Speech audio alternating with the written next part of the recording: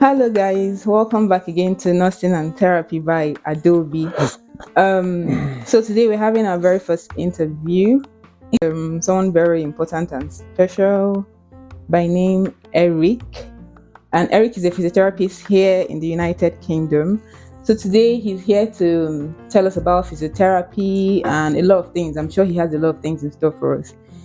So, Eric, welcome to Nursing and Therapy. We talk about nursing, of course, health, lifestyle, travel. People ask questions and then we answer.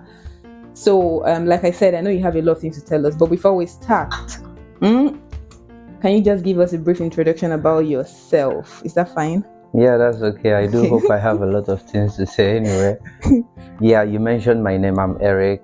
My surname is Odo. I'm one of the physiotherapists working in the NHS. I work with the Northern Lincolnshire and Go NHS Trust Foundation. I've been practicing with the trust for over 2 years now. And I've been a physio generally for about 5-6 years now. So I've had, some time in Nigeria. I studied in Nigeria as well. But also, I've had the experience in Nigeria and also the experience here in the UK. So as far as both countries are concerned, and as far as the practice in the United Kingdom is concerned, and all other questions that you might have, I believe I should be able to attempt. So you're ready. You're ready for the questions. I hope so. Yeah. Okay. So you guys, he's ready for us. Yeah. So like I said, I have 9 questions here, and it'll be very brief and try to make it as interactive as we can. You're not putting me on a hotspot, are No. you? So like I said, it's going to be very interactive. You can see that we are all laughing, and we just want to keep people informed about a lot of things. Yeah. So let's go back to the first question, and it says here, so is it okay to talk about physiotherapy here and in Nigeria? Like, are you able to compare? Is there any difference, or are there differences you've maybe spotted that you'd like to share and just help to improve the country, our country, where we're coming from? Okay. I would say, that's a tricky question, but I'll just go ahead and start with the physiotherapy practice in Nigeria. Yeah. Generally, physiotherapy is physiotherapy. If you go to the UK, in Nigeria, in Canada, and all that, we all use like evidence-based techniques and protocols to manage our patients and get on with our day-to-day activities. Okay. But in terms of development, in terms of the implementation of this evidence-based practice, there are differences. You have to talk about having the equipment, having the facilities and the support from the management, especially hospital settings, the public sector. It's a bit different, and that's one of the major differences between Nigeria and here.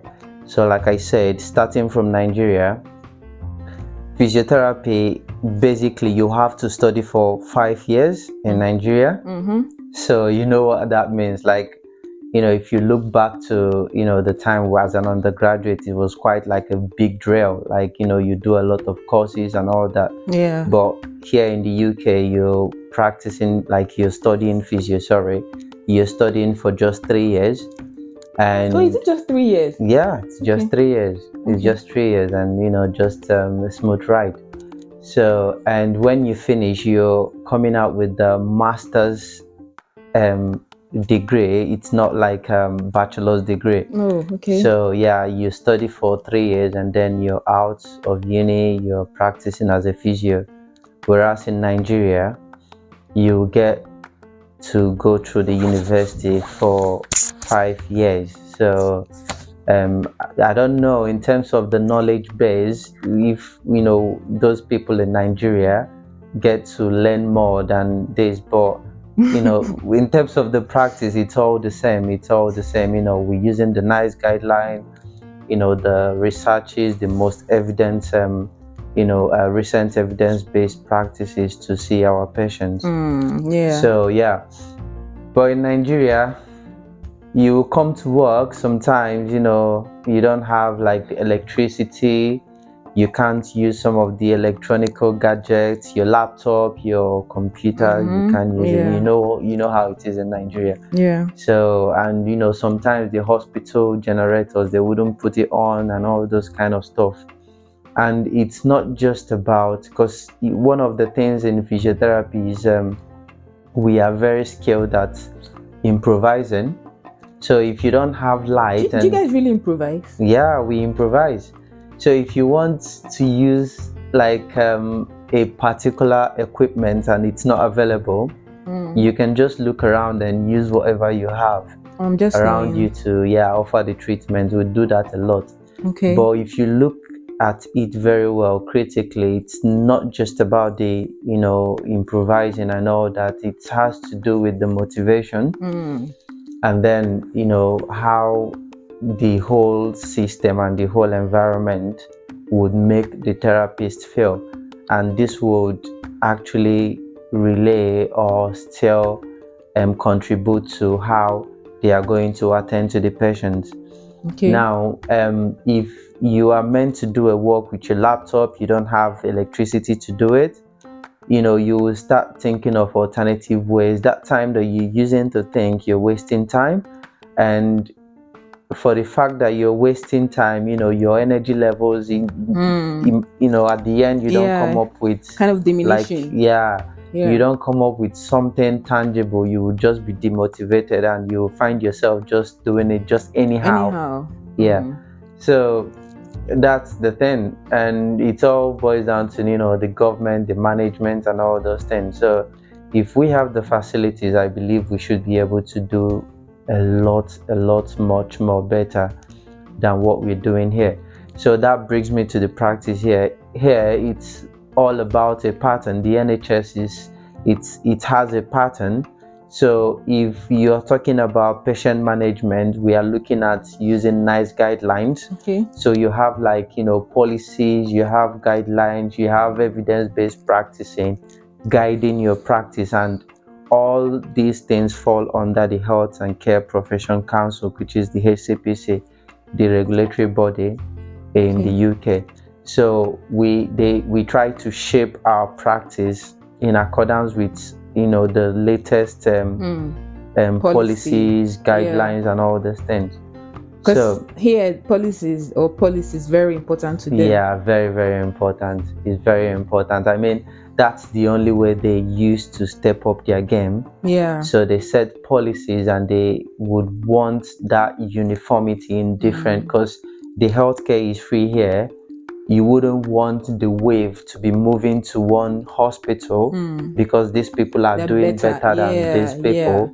So if, for instance, a patient relative says, oh, I need a total knee replacement, and she knows some place that is being done with maybe 99% success rate, they will definitely say, oh, let's go to this place because this is where you can get it done with less chances of any pain happening.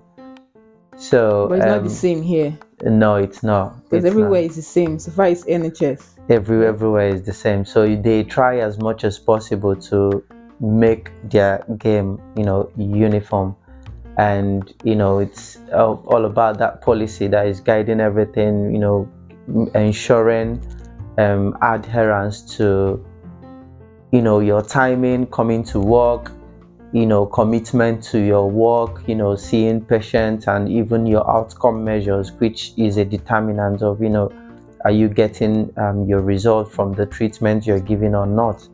So there are a whole lot of differences in terms of the operation, day-to-day operation in the practice here and then in Nigeria. I think there are lots more, but we'll just leave it okay. So but the point to take home here is that so if we have policies back home and people adhere to them, so I think it's going to make a very big difference, a huge one. We just need those policies and support from management and government agencies. The motivation is key, is very important. if you don't have that determination to do a work, it's not going to happen. So we just need all those things, and then the policies they're very important. Okay, so I noticed here that the physiotherapists, they have a key role to play in discharging patients. Yeah. So especially for the orthopedic patients. So I don't know if it's the same thing back in Nigeria. Do they really have that role? Because I noticed that if the doctor should discharge the patient still have to actually have the overview from the physiotherapist before they're able to go home. And is it the same back where we're coming from? I'm afraid, Adobe, it's not the same.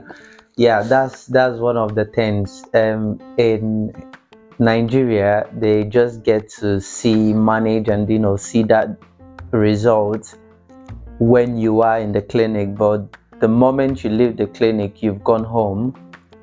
Most people don't really care what's going on. The only people that would care are the ones that are going for private practice. They are going to your home to see you and all those things. But as far as the public hospitals and these organizations are concerned, we don't really look down into discharging you safely at home, or just knowing how you're getting on at home. Once you've been discharged from the hospital, I'm afraid that's it for you, except you come back to the hospital again. But here in the NHS, you get discharged, you know how it is, the drill. So you get discharged, we follow you down to your house, we don't let you go at all. So you just still be under our care till we make sure you are absolutely fine, you're safe for like months. Then we can discharge you. But in Nigeria, it's just the opposite. Okay, so I think everything actually boils down on the policy, because just like you said, it's a thing here that they have to just follow the protocol. So, well, at the end of the day, it's just for the patient's safety. Exactly. That's the first thing. Exactly. Okay, all right. So we're done with the first question. Going right to the second question. So, are you able to share? Would you like to share with us the pathway for physiotherapists to come to the UK or migrate to any other country? Anyone you know about? Because I know that a lot of people may listen to or will listen to this, and the information should be useful to people. So would you like to share the pathway for us or with us? Yeah, sure. I think a lot of people have migrated, recently with the whole Japa syndrome. So yeah, I think a lot of people are here now as a physio. So I don't think it's something that would need much more publicity, in terms of like it's gone really, really viral, like people know what to do. So just for someone who is out there listening and doesn't know how to start or how to go about it, I would just advise you just go on Google, type HCPC, that's Health and Care Profession Council, United Kingdom, type international applicant. It will bring a direct link to what you need to do as an international physiotherapist, as a qualified physiotherapist who studied outside the UK. You will get all the information, all the documents, all the things you need to do. So it's very simple. You just apply to HCPC. You download the form online. It's on their website. You just download the form, you fill out the form, you submit it back to them with some other documents that they will ask you to provide.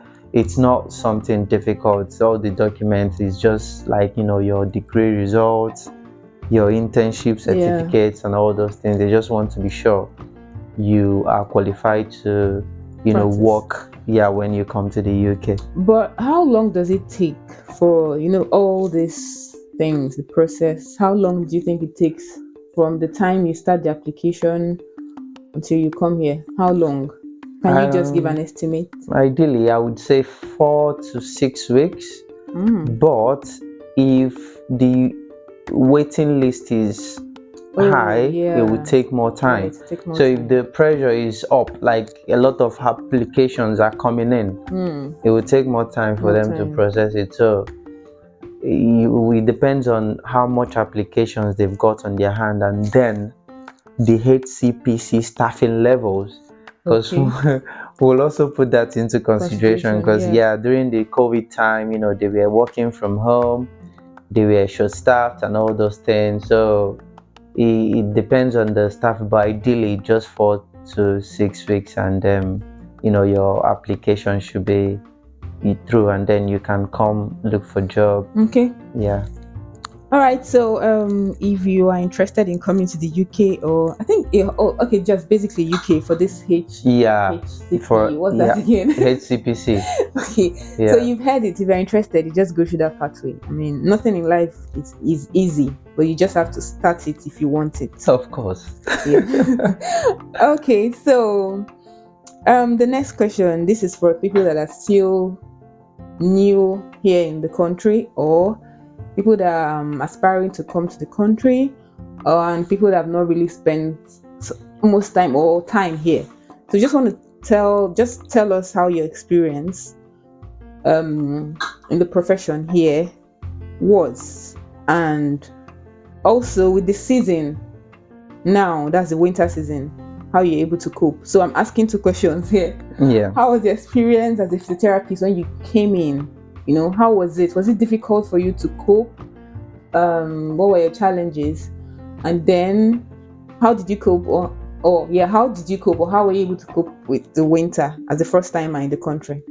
I will start with the last one, with the winter. Wow, right. So it was a big shock to my system, because I don't like cold. Yeah. I just also don't like cold. It's not cold is not my friend at all. Yeah, we used to quarrel steady. Right. So it wasn't a good experience. When I got here, I just had to get lots of jackets and all those things, and it was snowing. Going to work, it was just, you freeze and your hands will be very cold and dead. You get to work, and then you turn the hot water to the highest degree, like 100 degrees, and then you put your hand inside. But even at that point of using the hot water, you still feel, I don't know, it feels like you're burning. I don't know if you've noticed it. Yeah, it's a crazy, I don't know how to but it's not something I like experiencing. I just don't like the cold, to be honest. Yeah, but with jackets and with your heaters at home, and even in the hospitals, you would be able to manage. It's something that nobody has actually said, oh, I died because of so much cold. So you just have to survive.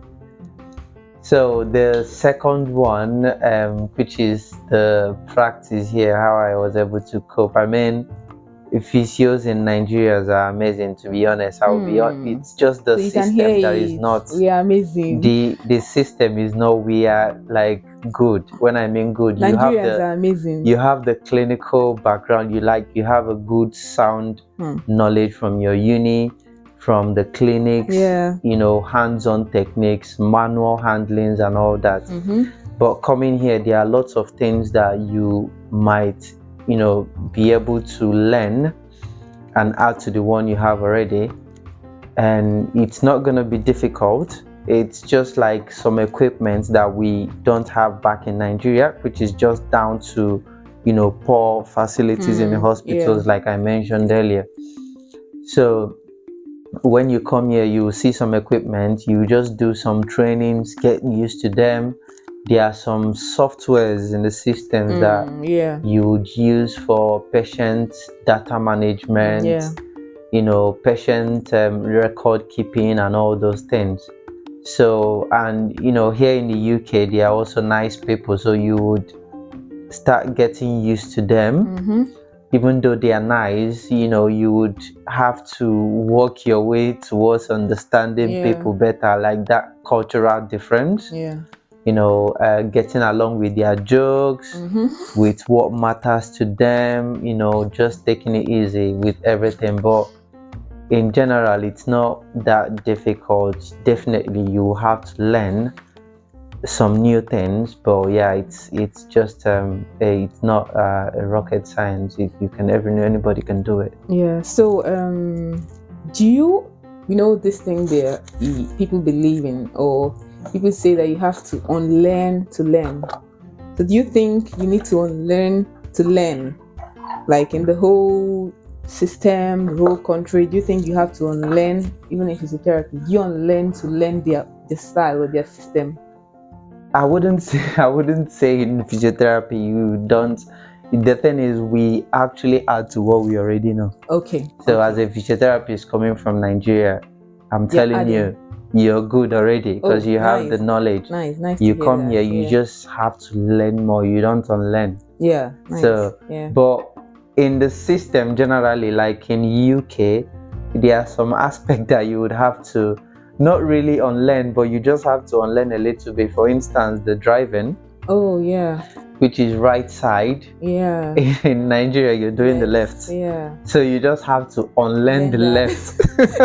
Yeah, that's true. That's you true. unlearn the left, and then you have to learn the right, and start cracking on with it. Yeah. So basically, Nigerians, we're good. We are good. Yeah. What do you mean we are good? Yeah, we are, cause just We like sabi. we sabi. We are good. Yeah, of course, but like it's just human nature. We just have to be good to one another. In this country, UK, there are lots of good people as well. And in Nigeria, we are good in both, the knowledge, the character, the attitude. It's just the environment that is limiting a lot of things. Yeah. But yeah, with time, we hope things will change. And then coming to know, like, you use different, like using a software or a system, different applications for different things. I think that's basically what you need to learn when you come here. When it comes to the job. Yeah, exactly. Okay. Exactly. Okay, so I was going to talk about relationships or friendship, keeping friends or making friends at work. I was going to ask, but then let's take it to the next question. So let's talk about friendship and relationship in this country. When I mean, relationship can be between girl and girl, just normal relationship, boy and girl, so let me just say friendship. Yeah, let's talk about friendship in the country, knowing that, back then it was easier for us to make friends as primary school children, secondary school children, but now as an adult, honestly, you're not even thinking of friendship. You're focusing on some important things, and then if someone comes along, good and fine if you guys click, but being in a new country, it's a different thing entirely. You just don't have to be on your own. You need to learn things, you need to understand things. So you can't just be on your own. So what's your advice when it comes to relating with the people here, not necessarily British, but like every other person that is not from your country, having that foreign relationship, let me put it that way.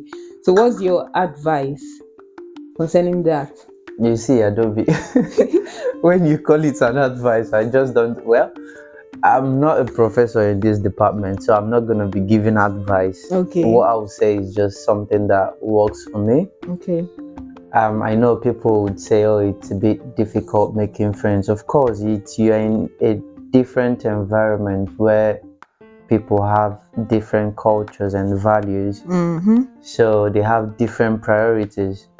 What you prioritize is not what they will prioritize. It's just finding that understanding, compatibility, understanding, and just someone you can easily flow with. And it's not easy. You might just find it in 2 out of 10. But it's very, very, to me, it's very, very simple to make friends. It's just being yourself. Get people to try to understand your own values and cultures instead of you trying to understand theirs. Yes, you have to put an effort, you have to know, you have to learn, but if you try to change yourself, I'll give you an instance. I've met a few people from Nigeria. When you speak to them in your native language, they would want to respond with English and all those things. It's not because they can't speak the language, but they're trying so hard to get integrated into the system and all those things. No, just be yourself. If you find someone that is from the same part of where you come from. You guys speak the same language. Yeah. That's the common thing you have. You speak the same language, you share it, you speak. But when you start changing yourself, you find yourself stuck in the middle. You're not here, you're not there. This is basically what works for me. So I'm just myself.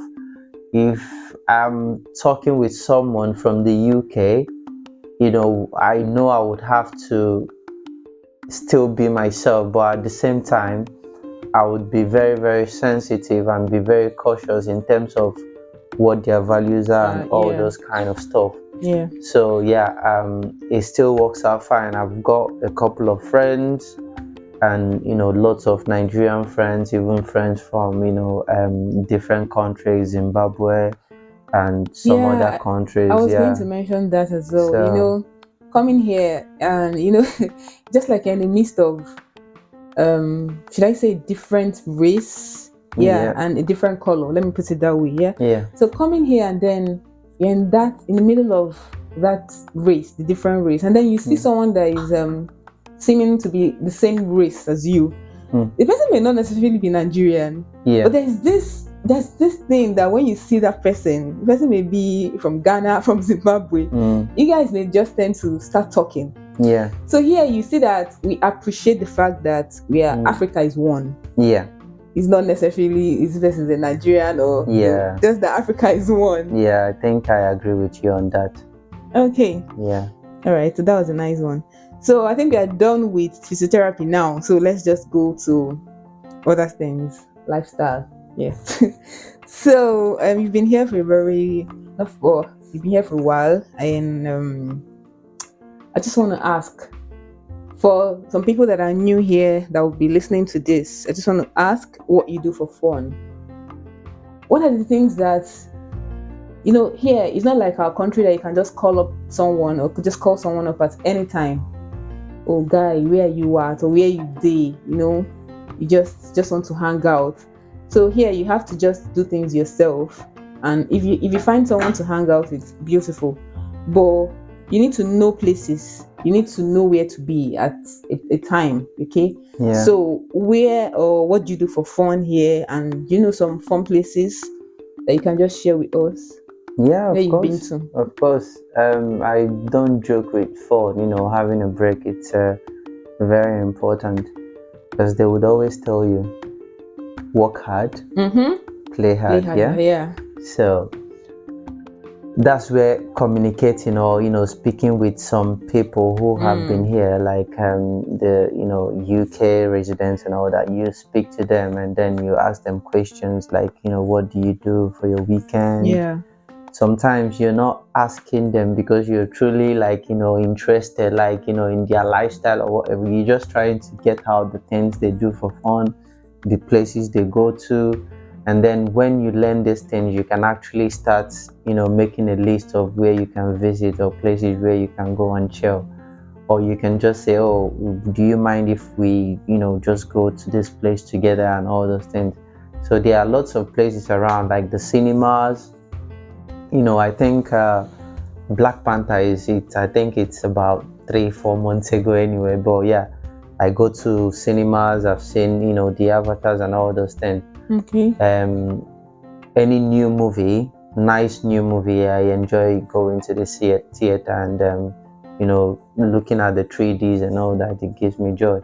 And there is this lake view that you can go to, it's like a little walk, but you have like water bodies, so you're looking at stuff and just a nice serene environment. So you have this place called Alton Towers in the UK. So they have different rides. Sorry to interrupt, but are you able to just mention the areas, like that Alton Towers, where specifically, the lake side, where specifically? Can you remember? You can recall? Yeah, so the lake view side, it's just around Scunthorpe. It's called Ashby Lake. Ashby Lake. Yeah, it's in Ashby area in Scunthorpe. Then Alton Towers is I can't really recall the name, but it's just about 2 hours drive away from Scunthorpe. Yeah. It's just towards Robbie. once you pass Robe, there is another town. If you just Google it, you'll find the names and details. Yeah. The map will just take you straight to the place, but it's about 2 hours. And then with the easy traveling means here, you can just pick a train, get to wherever destination you want to go to. So yeah, it's a nice place. You can go on a nice time with a friend, or you can stay for weekend there, like have some nice rides. The same place. The What same did you call place. it again? Alton Towers. Alton Towers. You can go for weekend. They have accommodation which is really affordable. So it's within this North Lincolnshire then? No, it's not within North Lincolnshire. It's just a little bit towards the western part. Okay. So yeah, but it's a nice place. So if you go there, you would be pleased you did. You can chill, have your own room, go on ride on different days. There are lots, over 30 rides, and it's rated as one of the most interesting places in the whole world. People Seriously? People from US people from US and go not there. So far from us. People from US go there, like different places, different locations. So yeah, it's a nice place. Then there are lots of attractions like the bowling and sports. Like there are places you can go to, nightclubs as well. If you're the type that not loves nightlife. So do you know about any African nightclub, Nigerian? Just not in Scunthorpe. Okay. But there are ones in Manchester, in Hull, in Doncaster. Doncaster? Yes. Okay. There are places that you can have fun if you want to. Yeah. Okay. Yeah. Do I need to add? So where have you been to as well? Where have you been to? Where have I been to? Where? Any nightclub at all? Can I remember? No, can I remember? Nah. Nah. I know I've been to places. Okay, so Birmingham, London. I can't remember the name of places, but yeah. Also, I remember this one in Hull, the Deep. You know the place? No. So it's more like a large aquarium, where they keep animals. Yeah, deep sea life. Yeah. Yeah, something like that. I've been there. Yeah, in Birmingham. I've been in Liverpool. Yeah. There's one. Yeah, it's a nice place. Yeah. And then. Okay, so if you're new here and you like to have fun, these are a few places. There are lots more, but for now, these are the ones we can remember and the ones we've been to and the ones he's been to. Not me now. There is also this ice skating thing in Manchester. In Grimsby, I think. Skating? Are you serious? Ice, yeah. I went there. I think that was last week or last 2 weeks. Ice. Oh, that should be nice. So yeah, it's a nice thing. So I didn't even know they had maybe that kind of stuff around Grimsby. Yeah, just there.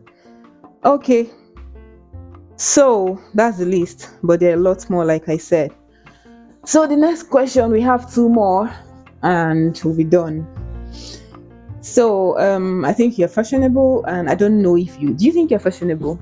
I don't think so. Why did you say so? I don't think so. Okay.